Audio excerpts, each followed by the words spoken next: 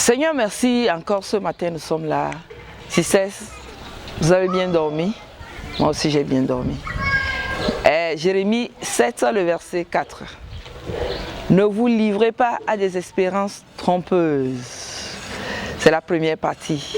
En disant, c'est ici le temple de Dieu, c'est la suite. Mais ce qui nous intéresse, c'est la partie A. Nous les femmes, nous sommes toujours dans les rêves. Dieu nous a créés, nous sommes belles. Donc c'est normal que nous aimions le beau, que nous aimons ce qui est éclatant, attrayant. Notamment, nous aimons le confort et tout ce qui peut nous rendre à l'aise. C'est normal. Même si vous pensez que nous en faisons trop, c'est normal. Mais vous savez, à la recherche de ce confort, il nous arrive de vraiment nous donner à des espérances trompeuses, de nous fier à des espérances trompeuses. L'une des espérances trompeuses, c'est que je peux m'accrocher par exemple à un grotto, comme loue une villa, ça fera que ma vie va changer. J'ai une amie sur Facebook qui a dit que attention, la richesse ne se transmet pas sexuellement, donc les femmes allaient travailler. Ne nous livrons pas à des espérances trompeuses.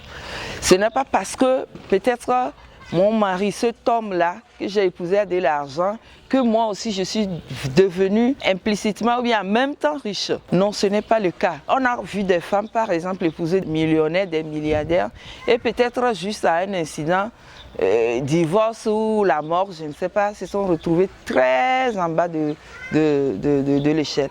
Ça veut dire qu'en même temps que, c'est vrai, nous pouvons nous appuyer sur quelqu'un, il faudrait que nous allions vers Dieu pour que Dieu nous forme nous-mêmes à pouvoir gérer ce que nous avons. C'est-à-dire que nous ne mettons pas toute notre espérance sur ce que l'autre a, ce que mon mari a. Ces jeunes filles qui courent après les grottos, c'est juste parce qu'elles se fient à des espérances trompeuses. C'est des espérances trompeuses. Il y en a qui se disent, ah, si je lui fais un enfant, si je lui fais 2 enfants, et le jour où on va partager les héritages, en tout cas moi aussi j'aurai quelque chose. Ce sont des espérances trompeuses. Ça ne se passe pas forcément comme ça. Ce n'est pas les calculs que nous faisons qui se réalisent, mais ce plan de Dieu dans notre vie qui se réalise. Donc si, par exemple, je pense que je peux m'accrocher à quelqu'un qui a des millions, qui a des milliards pour devenir millionnaire, peut-être aujourd'hui, je peux avoir une belle voiture, mais dans 5 ans, Dieu seul sait ce qui m'attend.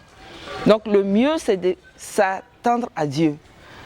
Ne pas se fier aux espérances trompeuses, mais se fier à Dieu parce que je sais que quand je suis avec Dieu, quand je tombe, je vais me relever. La grâce va me relever. Je ne vais pas rester à terre. Mais quand je vais me fier à des espérances trompeuses comme l'homme et l'argent de l'homme, voilà, rien ne prouve que je vais me relever. Seul Dieu nous garantit le vrai bonheur. Seul Dieu nous garantit un avenir fiable. Seul Dieu nous garantit le royaume des cieux. Ici, sur cette terre, demain, je ne vais pas souffrir parce que je serai au ciel, je serai dans la félicité. Donc, je ne vais pas avoir peur de souffrir sur cette terre. C'est la peur de souffrir, la peur de manquer de quelque chose qui font de nos petites sœurs, ces filles-là qui courent après l'argent, qui rentrent dans des aventures sans lendemain. On a entendu des filles se faire tuer, se faire enlever des parties intimes dans des hôtels juste parce qu'elles ont voulu se fier à des espérances trompeuses. Que le Seigneur nous aide à comprendre que seul Jésus sauve. Comme on a dit dans Acte 4, le verset 12, il n'y a aucun nom sur cette terre qui puisse nous sauver. Seul Jésus sauve. Même l'homme le plus riche n'est pas capable de nous sauver si Dieu ne met pas sa main dedans.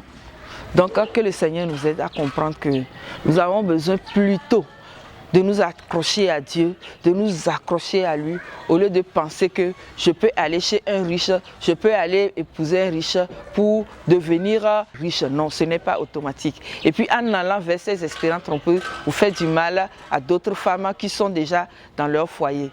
Que le Seigneur nous aide au nom de Jésus. Amen.